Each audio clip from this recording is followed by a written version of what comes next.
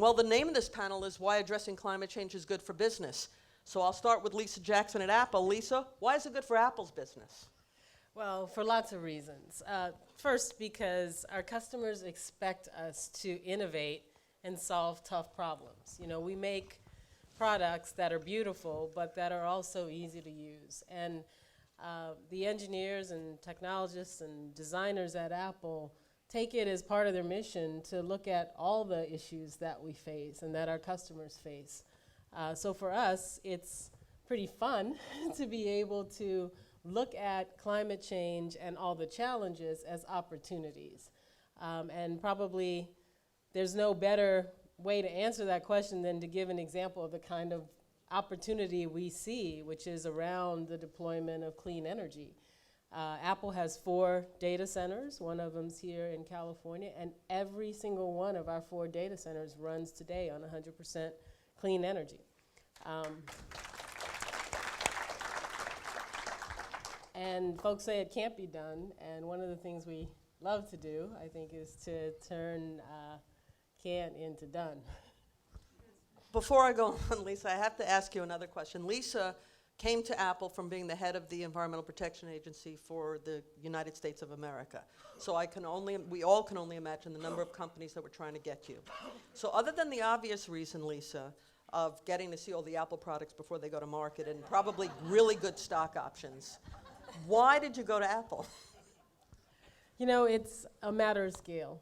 I did have the privilege of running the EPA, an agency I actually started my career at 20-some years before. And so to think about where you go after that, that honor and privilege, and you know, sometimes a little bit of a tough job, but always, above all, an honor. I wanted to go somewhere that had scale.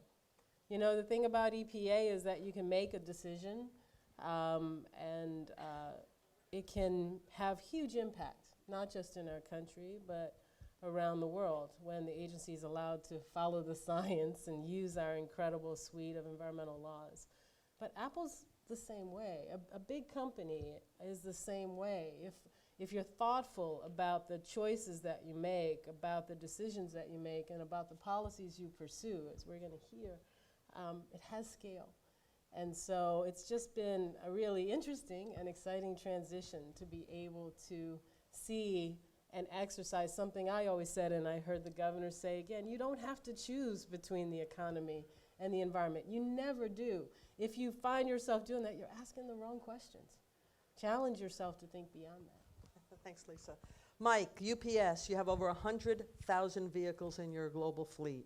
So other than the obvious reason why UPS wants to get the cost of your fossil fuel use down, or the use of fossil fuel down on your cost, why is UPS focused on this? Well, we understand, as being the largest logistics company in the world, that we need to be stewards to the industry as well as to the environment. Our employees are passionate. We have about 400,000 employees, very, very passionate about treating the environment properly. You did mention the economics of it.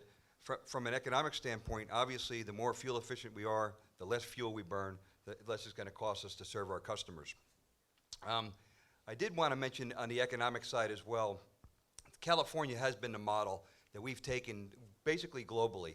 We've taken the ARBs, the different programs through South Coast Air Quality Management Districts, the other air quality management districts, and we've taken them globally. We've talked to folks in China, Hong Kong, and of course the other 49 states here through advocates like CalSTART and other organizations we're part of that are trying to let them understand California gets it. All you have to do is just follow these simple steps, and we'll be able to deploy more and more alternative fuel vehicles. So we've been part of the alternative fuel infrastructure in California since the 80s. And we're proud to say we've been part of that, and we're proud to say we advocated throughout the world, and we're really getting traction globally on this right now. All right, I'm going to ask you a question that deals with what a lot of us are kind of buzzing around and pretty frankly angry about that we've heard the last few days. As we know, as I even said in setting up this panel, the oil companies that make billions of dollars on selling fossil fuels have launched legal challenges, which they lost on not being included in California's cap and trade. and they're doing scare advertising to try to scare working families that the cost of gas is going to go through the roof. And it's probably no coincidence that that's made extra news the day we're having our symposium on why this is an important thing for California to lead on. So they're out there, even though we know that the oil company, I think they're calling themselves Concerned Drivers or something, is the coalition. But they are funding this campaign, claiming that gas prices are going through the roof. So here we have a man representing UPS with 100,000 vehicles. So why are you not concerned? Why is UPS not concerned that standing with California's leadership on climate change and addressing it isn't going to result in a problem for you, but just the opposite? Well, from an engineering perspective, internal combustion engines do not work as well as electric propulsion engines. Now, I'm not saying battery vehicles, but I'm saying when you look at efficiencies, so we know that ICE motors are not going to be here forever and ever. They're basically a bridge. And there's going to be, we're going to be putting out 17 fuel cell vehicles in this state in the next 15, 16 months through a research and development program with the California Energy Commission. We're very proud to be part of that. And these rolling laboratories, if you will, they're not painless. You know, they are painful. You need to understand that, you know, we're going to have interruptions in service. We're going to have engineering challenges. There's going to be things that go on, but we need to go ahead and develop that so everyone else could use it. Thanks, Mike. And, okay, largest public pension fund in the United States, $300 billion. Most people would think the only thing that as CEO you really need to care about is return on investment, period. Why are you a leader? Why is CalPERS so focused on sustainability? Thanks, Bonnie, and thank you for inviting CalPERS. Thanks to the Institute and the Air Resources Board. We really appreciate it. A lot of times people ask what a public pension fund is doing, being involved in climate change, so I'm happy to answer that. What we do, our mission is serving the people of California, delivering retirement benefits to 1.5 million public sector workers. To do that, we have an investment portfolio of $300 billion. That's our current assets under management. We're invested in over 9,000 companies throughout the world, 47 countries. We're also in private equity, real estate, fixed income. Our goal is to earn an average annual 7.5% return, which is a tall order. For every dollar we pay in pensions, 66 cents of that comes from our investment earnings. So it's a huge responsibility. Sustainability, really, in its broadest sense, is at the heart of what we do. Sustainability of the fund, sustainability of the companies that we invest in. We're actually, Apple is our largest holding. We have $1.2 billion invested in Apple right now. Big investment in UPS as well. Two of the core beliefs that we have at CalPERS around our investment policy are that risk is multifaceted. It's not just about traditional things like tracking error and volatility. We've got to look at big external factors like climate change. And we also believe that in long-term value creation of the companies that we hold, because we hold them for a long time. We're not in and out investors. And we believe that our companies have to effectively manage their financial capital, but also their human capital and their physical capital, including resources. So we heard today about the science. The potential impacts are huge on all the sectors that we invest in: technology, manufacturing, agriculture, energy, insurance industry, just to name a few. It's really staggering. And then we also see the opportunity side of climate change, the opportunities to invest as the world moves to a low-carbon economy, to invest in energy efficiency and new ways to distribute products and services. So given all that, what do? We deploy our capital with these things in mind. In our global equity portfolio, we've got a tilt. So we have more exposure to companies that are doing the right things and that are looking forward to how they're going to position themselves in a low-carbon economy. We have a significant investment in private equity and clean tech. We were one of the early investors in the green wave in California. We asked our real estate managers to decrease their energy output. Over 5 years, they've done that. And then we're also very involved in the policy side. We worked with Ceres to get the SEC to require companies to disclose risk. around climate change, along with everything else they disclose. It's really important for investors to understand that risk. We're very supportive of the EPA rule to curb emissions on power plants. We are sending a letter today to Gina McCarthy in very strong support of the rule. But really the sea change won't come till we have market signals around carbon. We need that carbon pricing. It's critical so that investors can quantify risk and evaluate risk. Critical so that companies, market participants have incentives to get into clean energy. So we're advocating for that. We'll be carrying that message to the UN summit in a couple of weeks. And thanks, and I'm going to come back on Ceres because Ann also co-chairs Ceres, and I want to ask more about that and all the companies in that and why they're so focused on this. But because you bring up from a business perspective the policies you advocate, I want to go to Lisa because you both had a major policy hat and now you're at Apple. So from a business perspective, from Apple's perspective in particular and a business perspective in general, what do policymakers need to know that are going to be important for businesses to be able to move forward on this and do well and help keep expanding their business and jobs, but also address climate change? Yeah, that's a great question, Bonnie. I think a couple of things. Let's start with Apple. To use our products or for us to be able to supply our services like Siri or downloads in iTunes takes a lot of energy. And we're really proud of the fact that a lot of the things we do have changed the way people think about things like music or data or corresponding. But we want to make sure that change is sustainable and smart and looks to the future. So what's really important to us? Stable, reliable sources of energy at prices that are competitive, that make sense. And that's exactly what we find in the current clean energy market. So one of the things I would say is I could certainly put my old hat on and say there's a lot more stability and reliability we'd like to see in terms of policies, not going away, not coming and going, but it can be done right now. That's why we do it. We enjoy doing it. It makes us feel great. If you go on our environment site, apple.com/environment, you can get a sense of how important these issues are to us. But it's also great business for us. So that's what you need to know. It can be done right now. We can challenge ourselves and each other to do it and to deploy those right now. We have a manufacturing facility that we're in the process of building in Arizona that's going to run on 100% clean energy from manufacturing. Manufacturing can be clean as well. And so it's important not to get caught in the nose and to remember that it's really a matter of continuing to support those businesses. Prices and market indicators are great.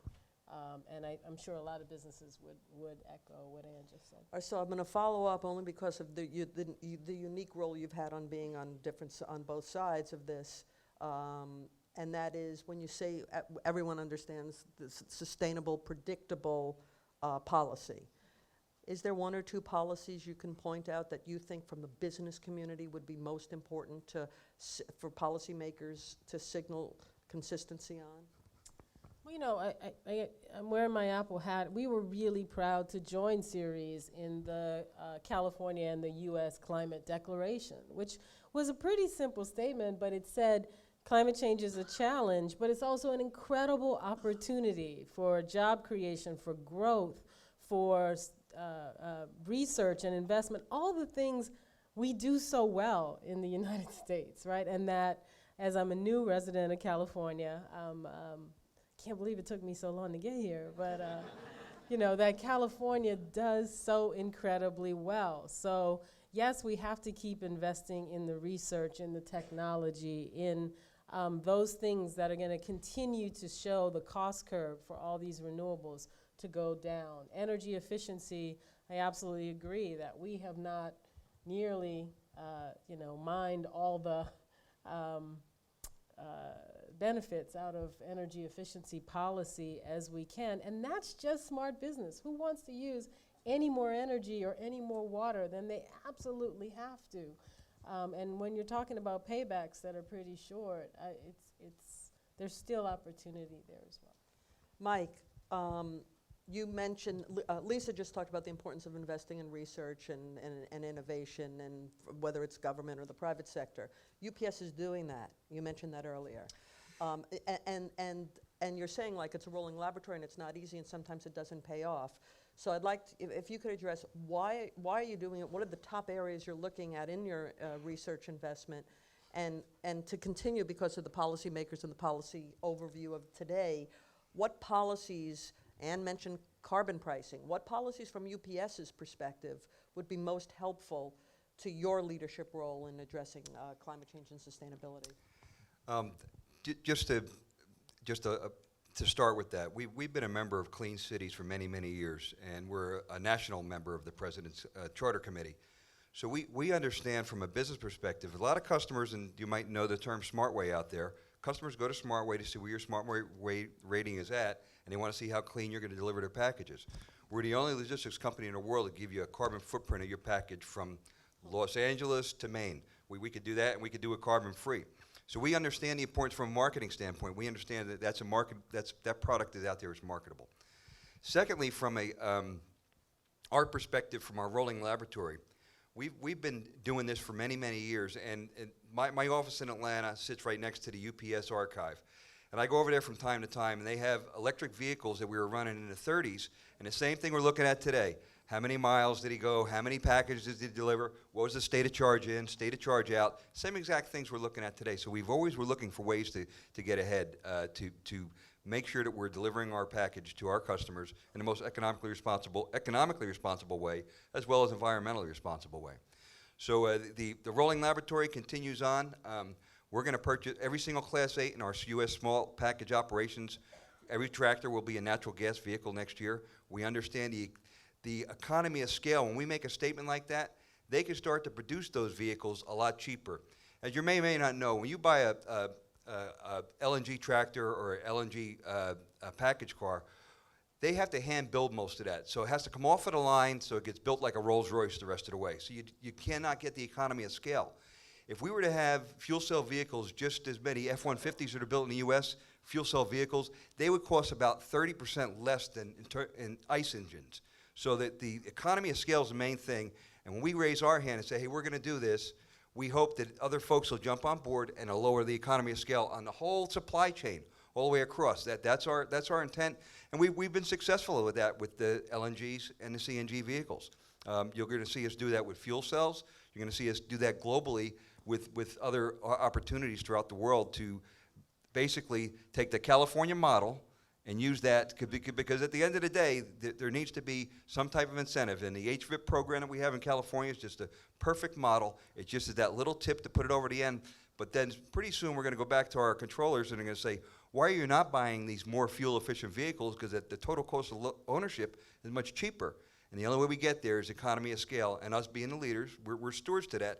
We need to be the first ones out front and say, yeah, we're going to do that. So other companies, and we don't care who else jumps on. We want everyone to jump on. We don't consider that our IP.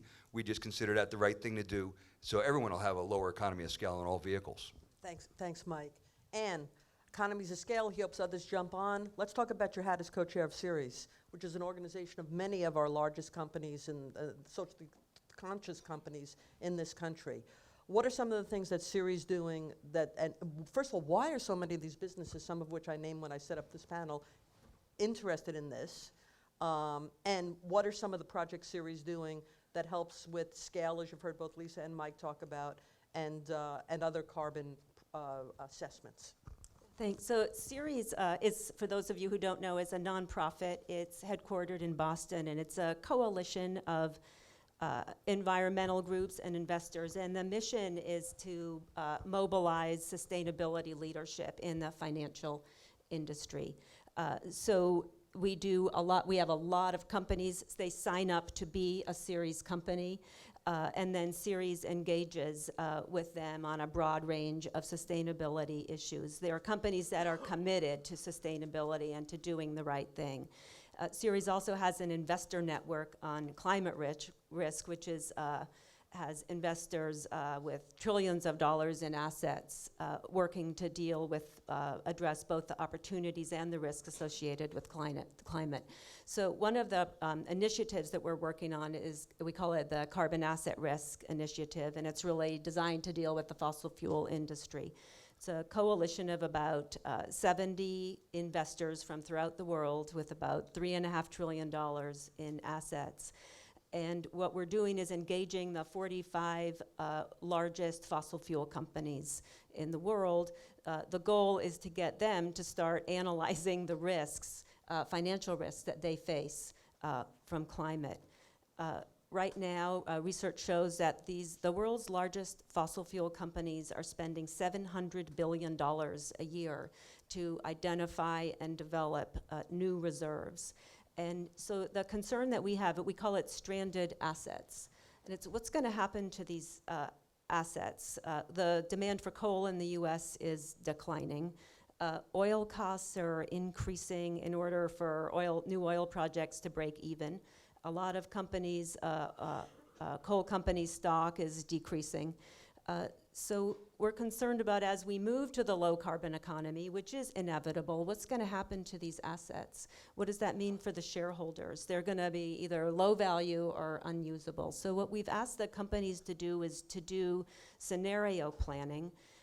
We want them to analyze a scenario that's business as usual, and then analyze a scenario where we get the carbon pricing, move to a low carbon economy. We've asked them to do that, disclose the information to investors, and then we've also asked them, how is your board of directors involved? Because we think that governance piece is really important.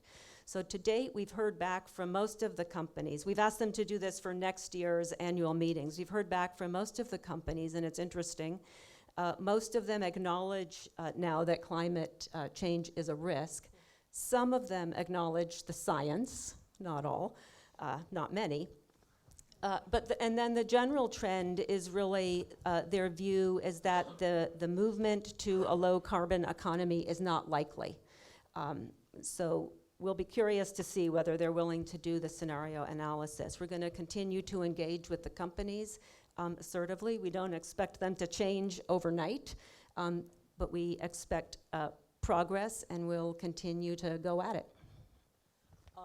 I'm going to do a quick follow-up, because we have a lot of student leaders here in the student sustainability movement, and I hearken back to, because you talk about the companies that CalPERS invests in, and that you're a powerful investor, which gives you influence. And I remember thinking back when I was a young college activist, I was a Ralph Nader Raider, and one of the philosophies they did was actually buy like one share of stock in all the companies they wanted to have corporate responsibility, and go and at the shareholders meeting to push them. That was as a one-share activist. With your powerful leverage, what are some of the things CalPERS is doing that others that are investors and people with investment dollars can also be doing to help influence those companies you're invested in? By the way, I was a Raiders Nader too. Really? So we can talk about that later.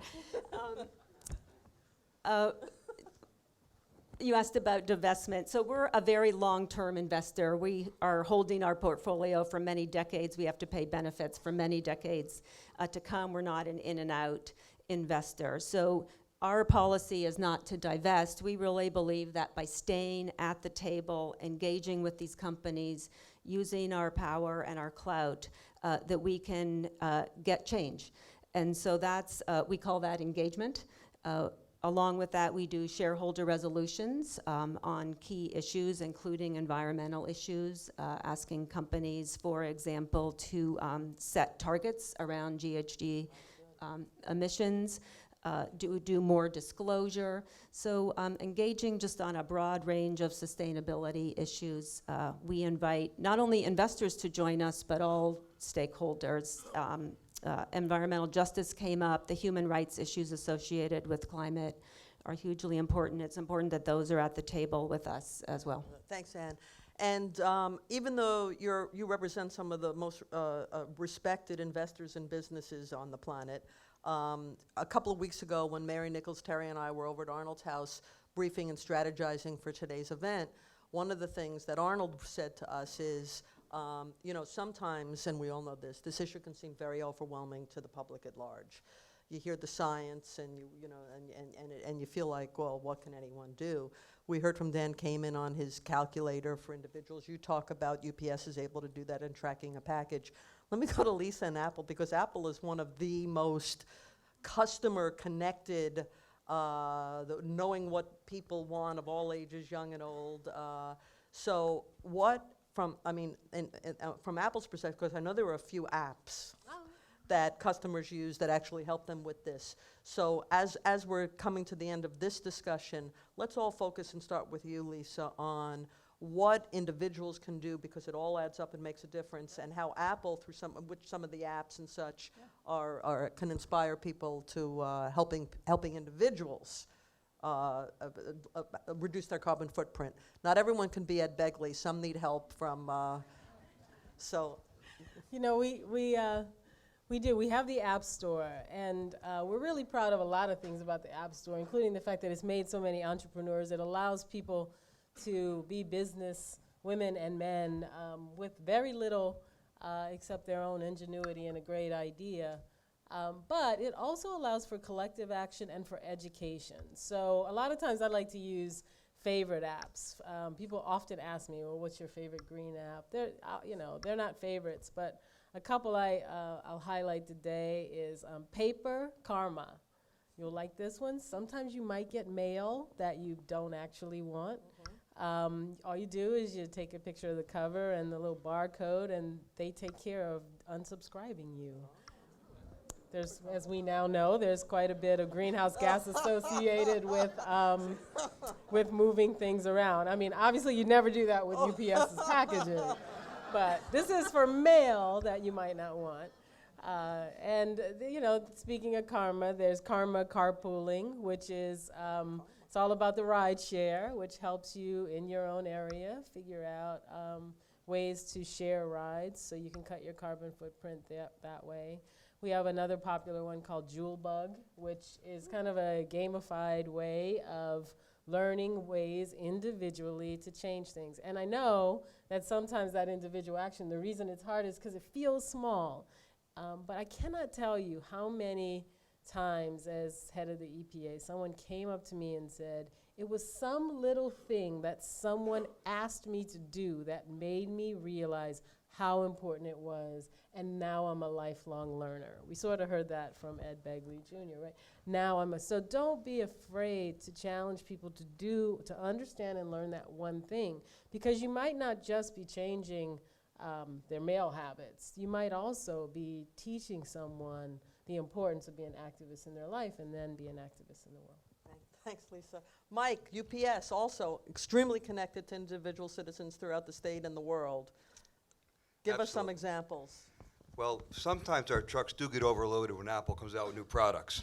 so we have to put more trucks on the road. So, however, you know, we have about 3,500 alternative fuel vehicles running around the U.S., and our employees are very, very proud to drive them. Those employees often operate them vehicles in which the environments they live and work, they live in. So there's a lot of personal pride with that. We also have a metrics as part of our scorecard for fuel efficiency improvements. And they may not just be LNG vehicles or EV vehicles. It might just be to put more packages on a trailer to cut one whole route out, to go ahead and make routes a little bit different so you're going less miles.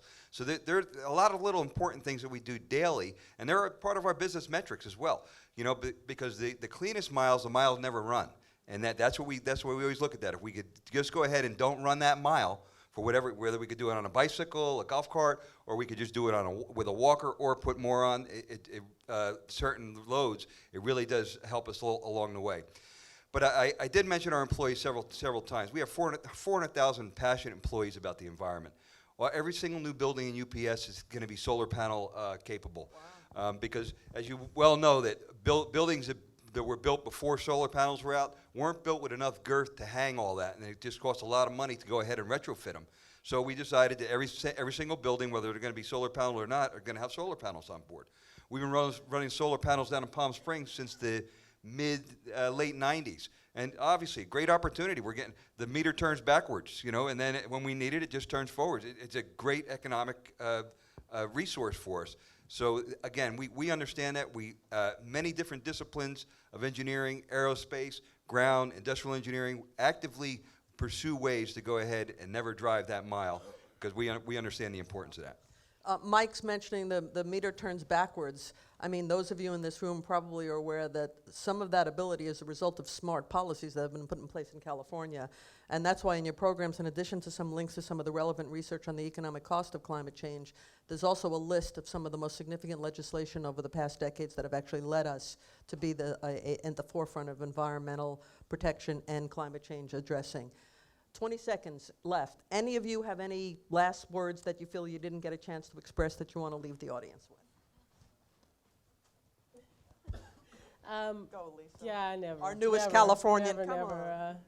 You know, two things occurred to me. I did want to mention that California has made it really easy for us to do things like our entire campus in Cupertino runs on 100% clean energy. We're 94% in the U.S. of all of our corporate facilities, but California's made it so easy. There's great footprint there.